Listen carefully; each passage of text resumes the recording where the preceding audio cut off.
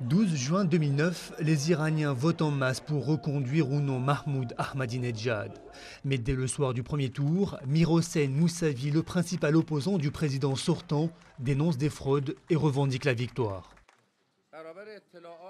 Au vu des informations reçues dans nos quartiers généraux dans l'ensemble du pays, je suis le vainqueur définitif de cette élection, avec une avance importante. Mais peu après, l'agence de presse officielle annonce une large victoire de Mahmoud Ahmadinejad. La contestation commence, c'est le début de manifestations massives hostiles au pouvoir. Elles font des dizaines de morts, des milliers de personnes sont arrêtées. Des images violentes font le tour du monde, comme celle de la jeune Neda, tuée par balle. Le gouvernement peut introduire de plus en plus de répression et mettre encore plus la pression sur les activistes, mais ce n'est pas une solution de long terme. Contesté à l'intérieur, le régime iranien ne cède pas non plus face à la communauté internationale. Sa politique nucléaire n'a pas changé.